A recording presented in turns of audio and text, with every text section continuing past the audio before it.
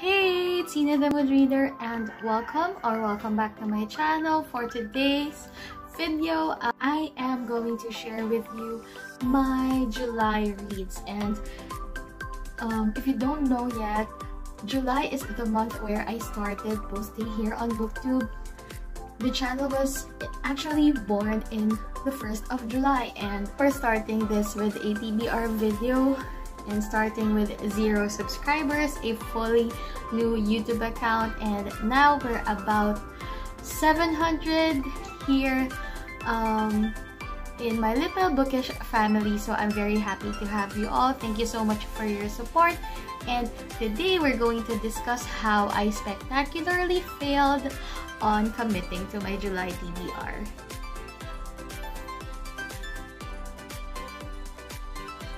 So first, before we dive into the reads that I had for the month, I'll be providing some statistics on my reading. The reason why I was a little late on posting this wrap-up is because I paid a little reading tracker.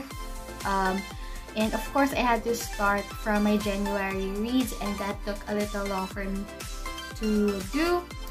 I actually took note of the things I would consider to be important to know about on my reading behavior so that I can improve on my book choices and at the same time celebrate little victories that I have in my reading. So yeah, if you're interested to see what's on my reading tracker, then please comment down below so that I would know if it's a good video for you guys.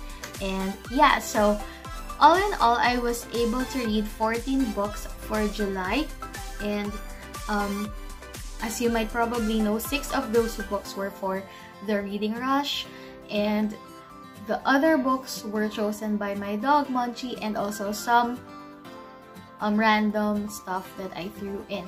So yeah, and before I dive in on each book, I'm just gonna run through the stats that my reading tracker here in front of me. If you see me looking down, it's actually I'm actually looking on my laptop. So yeah, so for the number of pages for the month, I read 4,200 pages for July, so that's a great deal.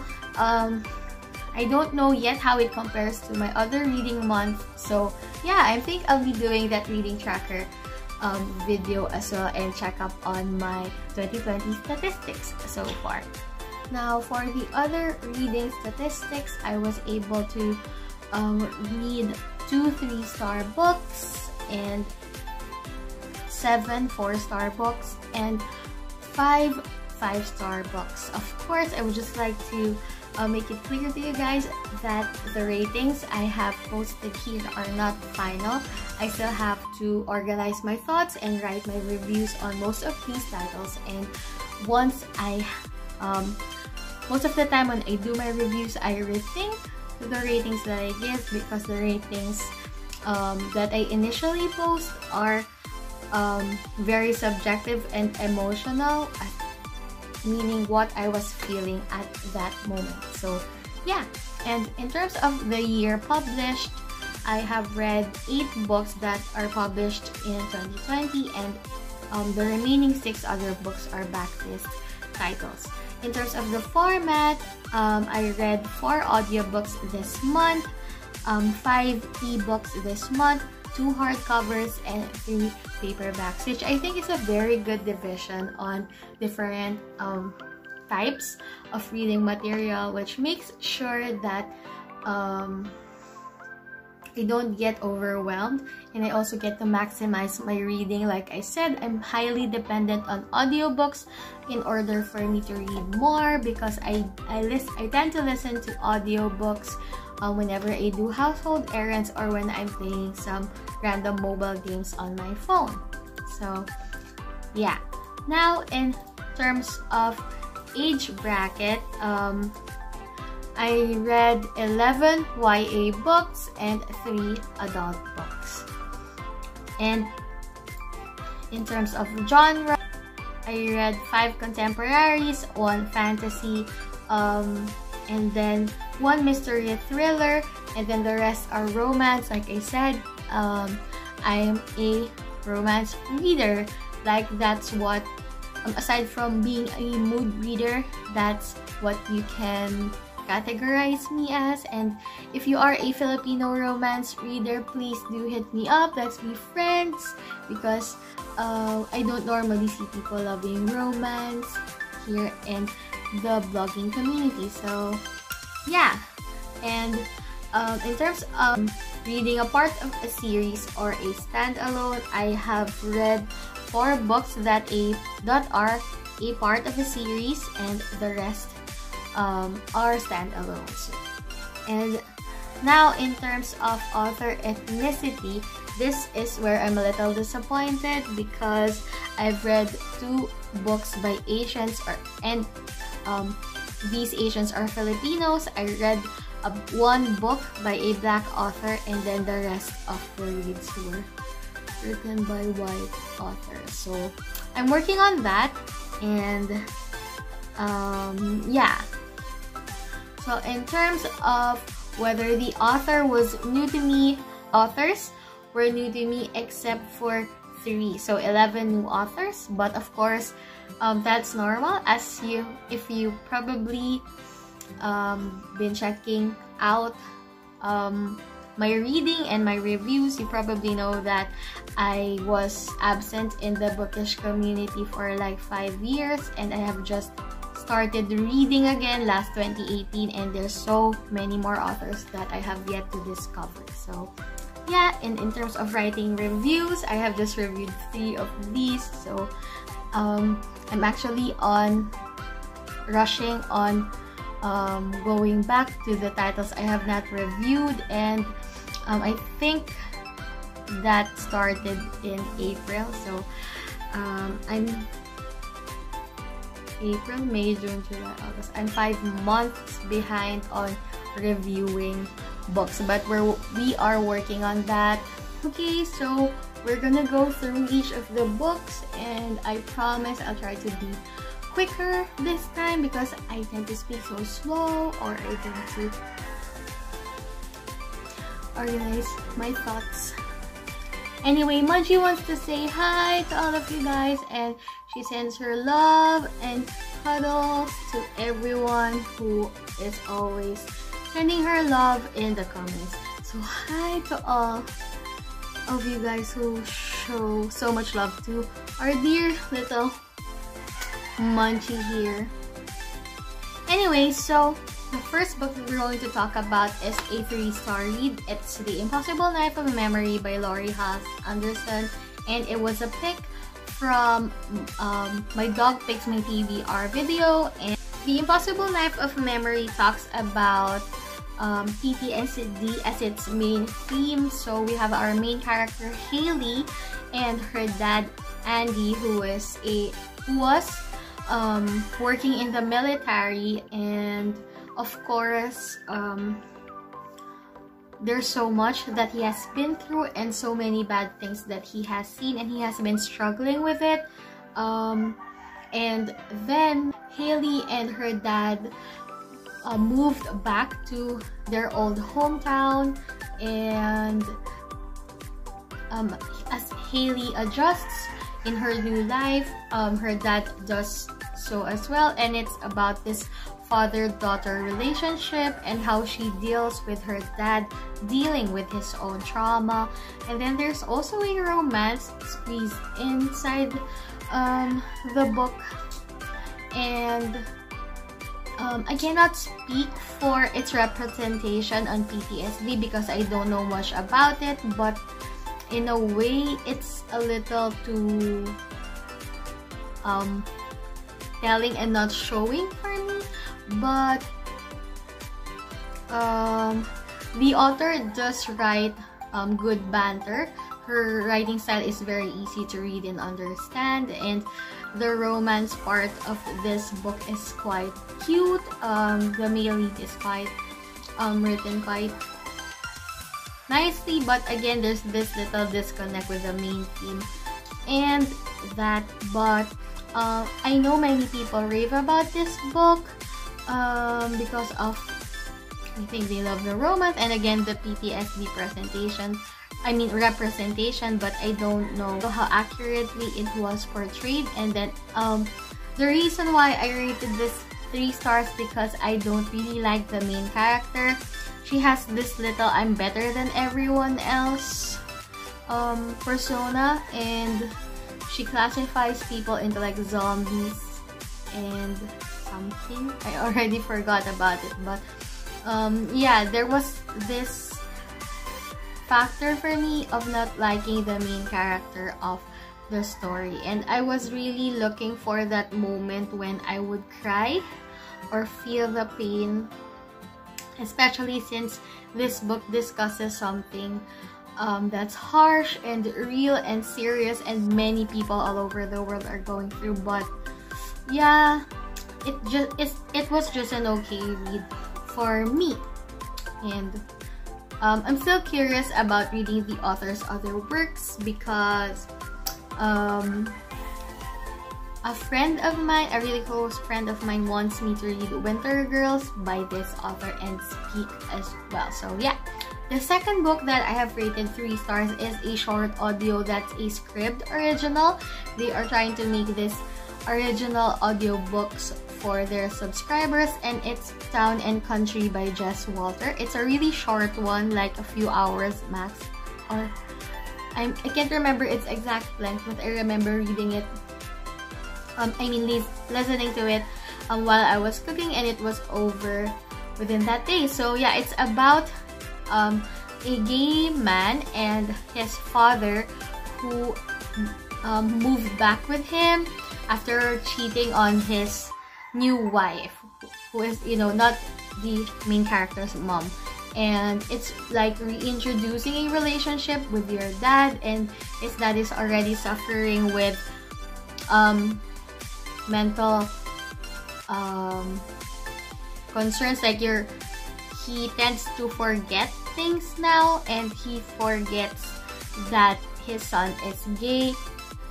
So it's like coming out to your parent every single day, and that's the story of the book basically. And also putting his dad in Town and Country, which is like what is supposed to be a retirement home, but marketed and created as like a hotel where the senior citizens or the elderly can do life just like how they would want it to be. Like they can smoke and they can drink, and it's like just living in a hotel instead of doing the regular things in a retirement home, which some elderly people find boring, like doing puzzles and knitting and gardening and stuff like that. So if it's like a retirement home for those elderly people that on the naughty side, I guess, so they can have relationships there and do whatever they want because they're just like guests at a hotel. So it's like a nostalgic moment for them, and it's a cute story. It's really nice, and yeah, it's just an okay read for me. Okay, so the next that I have read, I rated 4 stars. I'll just go through them quickly. It's What About Today by Dawn Lanuza, The Mall by Megan McCafferty, Dear Adam by Kelsey Stelting, and yeah, that. So these 3 4-star reads I have read for the reading rush, and if you want to know my thoughts about this, I suggest you watch my reading wrap-up. So yeah, that's so that I can talk about the other books more. So okay, so the next book that I have read for the month is Just Like That by Cole McCade, and this is a Carina Press title, or one of those books that I work on with Carina Press. I am part of their roster of book bloggers who they send advance copies to so that we can read and review the titles. So again, thank you so much for Harley Quinn, Carina Press, for trusting me with your new titles every month and for giving me a copy of Just Like That. So this one is an romance, and it's set in a school, and it's a teacher and teaching assistant romance, and it's the first book of a series, so that's what I'm excited about. And the best thing about this is that the second book of this Albin Academy series is coming out very soon, and I hope that I get the chance to read this book again. So the best thing also about partnering with Carina Press is that they just started with Carina Adores, which is an imprint of Harley Quinn as well, that focuses on contemporary LGBTQ romances, and they promise happily ever after for all of these characters. So yeah. Okay, so this is my first book. This is the first time I'm reading Cole McCade, and I have to say that I like his writing style, and this one has this forbidden romance-ish trope wherein one of the characters was a student of his love interest, but of course he's not his student anymore. He's a teaching assistant now, and if you're looking for something light and fluffy, then this book is not that.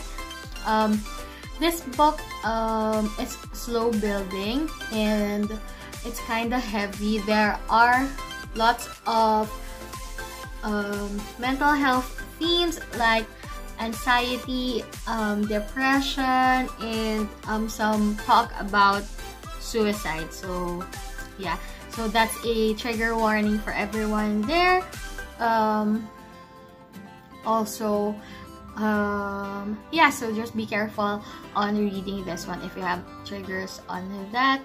But romance wise, I still love the characters and that slow burn, because sometimes it's what I'm looking for, and the way the author writes pining and that sexual tension is perfect. So yeah, I don't want to say so much because I don't want to spoil the book for you guys, but it's a good read to pick up if you're looking for some good romances that's a little on the dark and heavy side of things. And the next book that I have is Spellbound by Ali Theron, and this is another Carina Press title which has been published last year and has been on my NetGalley shelf for quite long, and again I've been struggling to catch up with all the arcs I have on my NetGalley shelf. There's so many 2019 titles there that I have to read, and I'll be probably using September to address all that because I'm not planning to join any readathon for the month and focus on eliminating and increasing focus on increasing my ratio on NetGalley for that. So yeah, anyways, Spellbound is another romance. I rated it 4 stars as well. This one has magic elements on it and also is a historical romance set in the 20s. So this book, Spellbound, is the first book on the Magic in Manhattan series of the author, and again, I received an advanced copy of this, but this is already published, and there's also an audiobook of this one that you can listen to on Scribd. And this book talks about Rory and Ace. Rory has supernatural powers, and Ace somehow is looking for people with supernatural powers to help him save the world, specifically Manhattan and the rest of New York in the 1920s. And what can I say? This has many features of a urban fantasy read. The magic is there, but it's not too overwhelming, and there's instant when I was reading the book, I felt the instant attraction on both of the characters, but Rory is a little shy. He decided to be a social recluse because he has not been able to control his powers as much, but Ace changes that. And the reason that I like this book is mainly because of the support characters, like the dynamics between the other supernaturals in that world is so fun, and the way also the romance between Rory and Ace started with like hating each other, and then if you blink you'll miss like the development. It's like hating and then love, like not even a little friendship at the middle. So yeah, that's the reason why I wasn't really into the romance. And for sexual content in this book, it's off page, but there's still a lot of steamy scenes that you can read on this book. Okay, so the next 4-star read I have is Mayhem by Estelle Laurie. This one is also a YA contemporary with magic in it. This is actually a YA historical book, and it has fantasy elements as well. There's magic on this book, and this book has been pitched to be similar to like The Lost Boys, which I have no idea about, so I don't know. But many people have been saying that there are many scenes and lines, specific lines that are the same with the book in itself. And I received a copy of this one from Wednesday Books as a part of their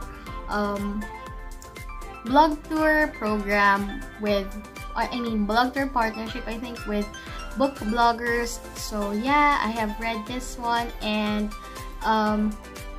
there's again some trigger warnings on this book about murder, assault, domestic violence, and rape. So yeah, it talks about Mayhem. The title of the book is the name of the main character and her mom. So this book started with Mayhem and her mom moving to another place, to her aunt's place, where there's another group of misfit kids as well. And Mayhem discovers that she has magic running through her veins. So this book is her learning about this magic and using this to address the bad things that happened to her mom and to her as well. So yeah, next we have The Party by Robin Harding.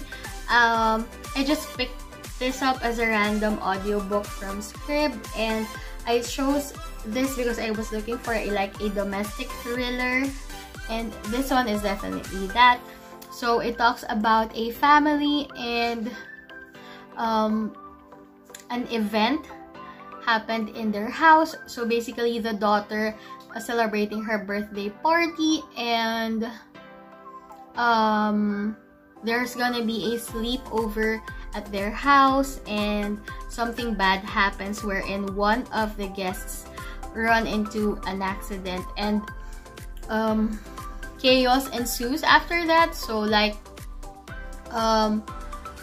their seemingly perfect family is not perfect at all. So the issues on the marriage of her parents are discussed, like the problems of the mom and the problems of the dad, as well as the main character, or the daughter in this household, struggling with becoming popular and dealing with the boys, trying to grow up quickly, and because of that her friendship is ruined because of the said accidents, and trying out recreational drugs and drinking, and underage drinking as well. So yeah, if you are looking for some domestic thrillers, mysteries where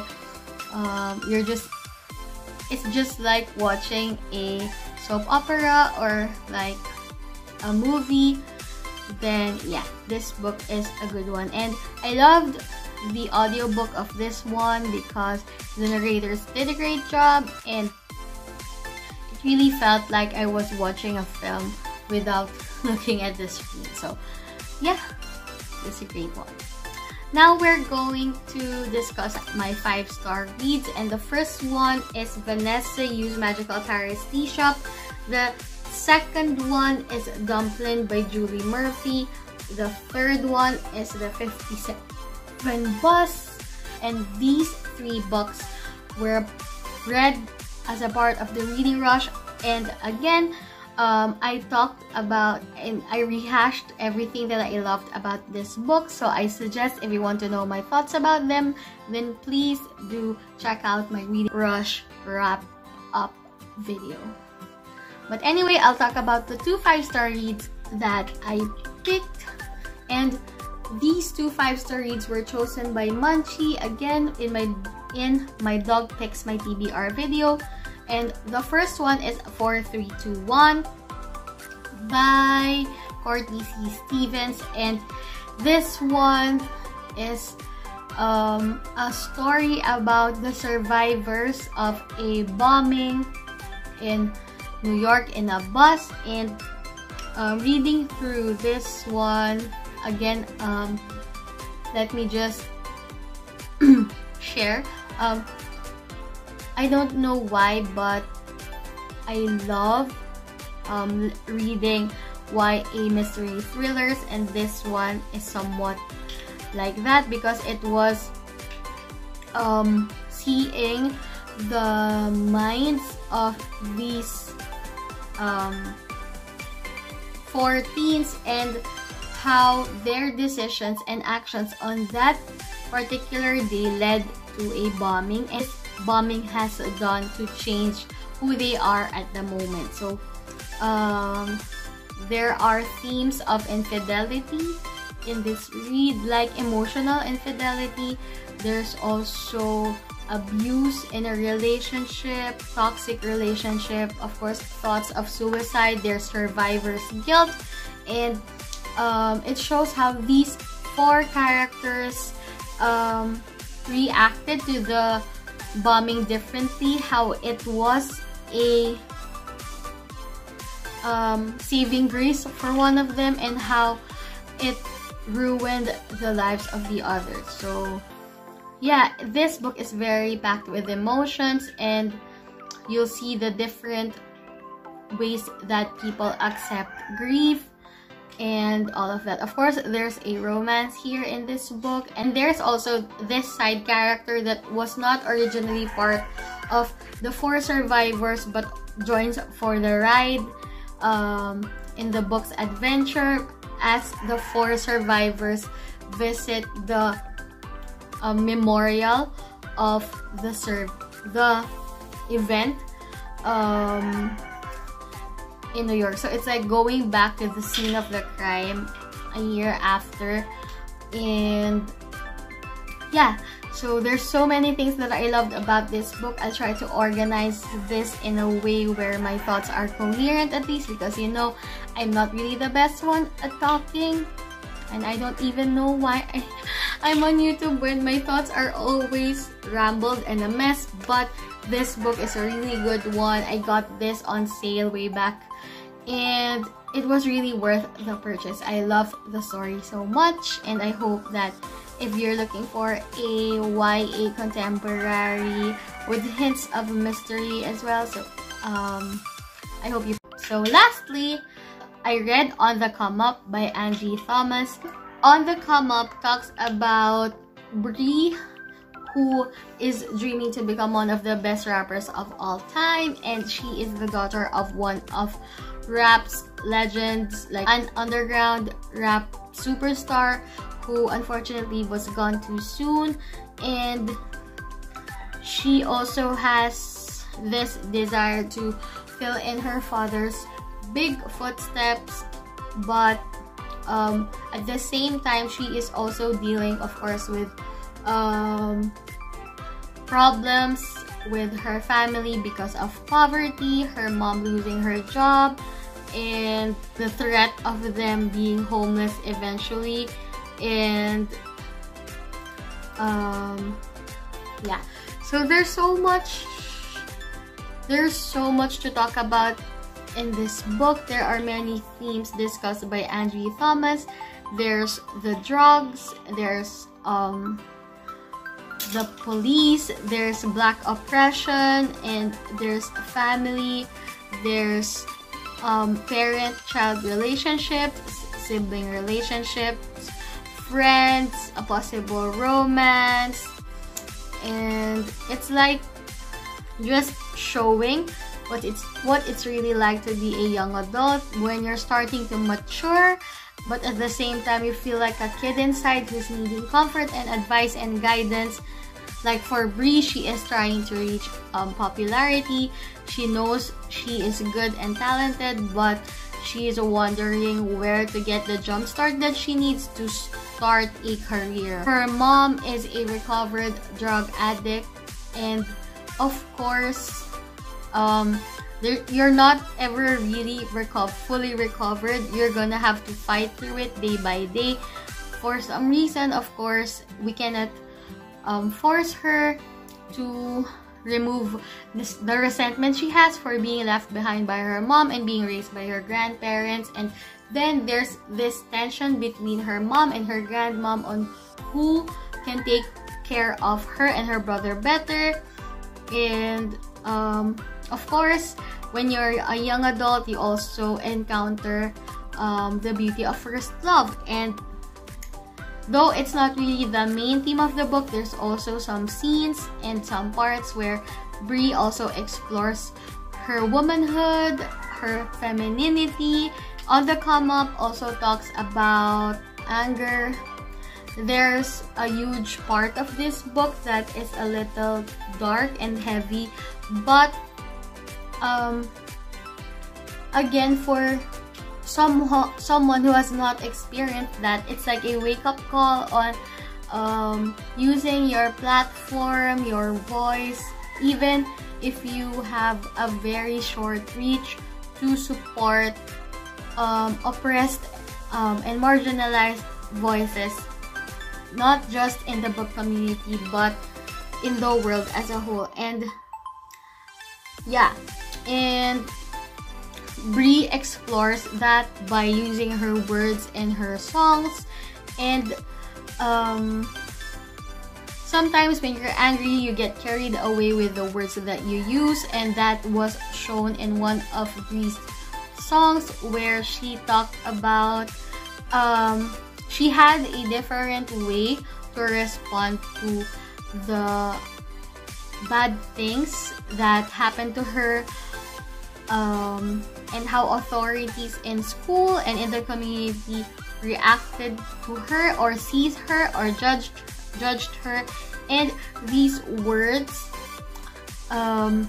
for other people who hear these words, it attacks them on a different way. It has a different hit, and that becomes a problem when you represent your community that way. And also when children younger than you look up to you and realize that, oh, maybe I want to be like her, I want to gain fame like her, but using your words about drugs, about guns, and that's never a good thing. And Bree learns that the hard way. And yeah, I don't know, this book is one of the best books that I have ever read, and it's just so amazing how Angie Thomas has written this book that's so complete. You know, everything that you would look for in a book, it has it. And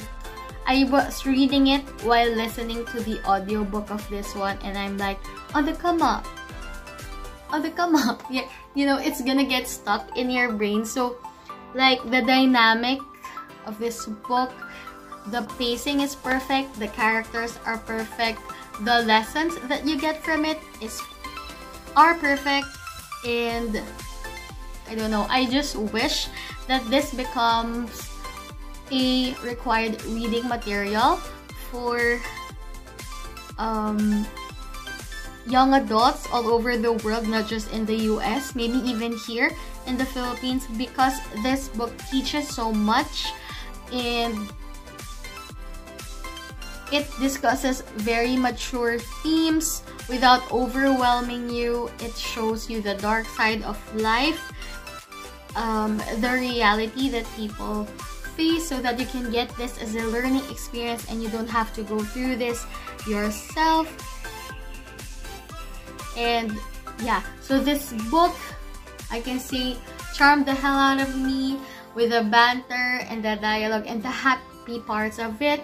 It broke my heart in many parts of it, and it also awakened some insights in my mind on how I should do and on how I should act. I don't know, it's just, this book is a magical contemporary read, and I love Angie Thomas so much because of this book. She'll be an auto-buy author for me, and I'm very excited to read more of her works. So yeah, now that's it. I have shared with you guys the 14 books that I have read for July, and I hope that you enjoyed this reading wrap-up, and I hope that you check out these titles that I have mentioned. If you have read them, if you have reviewed them, please do feel free to link down below all of those things, and I'll be gladly reading them or watching your videos, because I love reading. I mean, I love discovering the thoughts of other people on the books that I have read. It doesn't matter if you didn't like the book that I have been raving about. It would be nice to see how you how the book affected you and how you have seen it in your own point of view. So let's learn to respect and love everyone's thoughts and reviews on books. No matter if you rated my 5-star book a 1-star, I still love to know what you think. So yeah, I hope that you enjoyed this video, and if you do, please do subscribe to the channel and click the notification bell so that you'll know whenever I upload. And yeah, I hope that you connect with me on my socials that are also linked in this video, and see you guys on the next one. Bye!